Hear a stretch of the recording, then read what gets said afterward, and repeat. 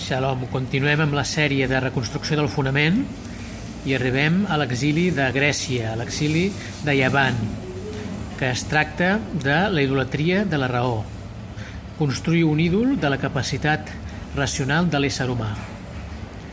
De fet, la raó, l'intel·lecte, ens permet construir estructures molt precises i amb una riquesa molt gran d'elements, però al mateix temps ens limita.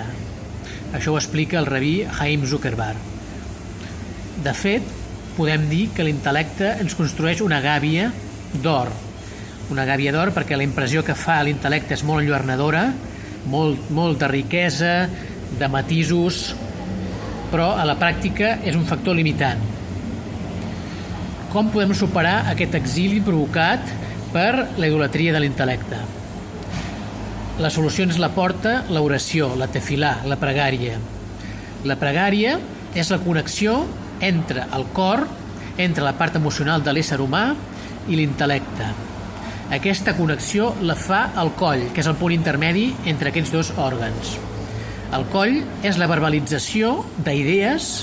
Les idees són construïdes per l'intel·lecte, les idees tenen una base racional molt sòlida i molt forta i ens ho connecten amb el cor, que el cor és allò subjectiu de l'ésser humà, allò poètic, allò artístic, allò que ens obre i ens expandeix l'ànima a coses il·limitades.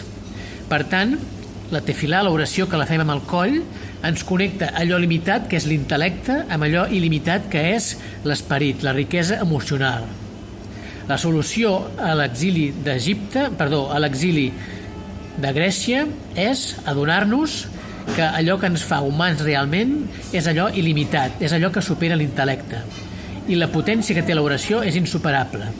Per això està costant tant, últimament, per la humanitat, d'adonar-se de la força que té l'oració, d'adonar-se del poder que té l'oració, de ser conscients que la tefilà és la solució per sortir de l'exili de Grècia. Així doncs, recuperem l'oració, recuperem la tefilà i recuperem la connexió entre allò limitat, que és allò intel·lectual, que és allò que ara ens té atrapats, la connexió d'aquesta part limitada, connectar-la amb l'emoció, que també tenim emocions avui dia, però les tenim desconnectades de la part racional. Fem la connexió amb l'oració. Shalom.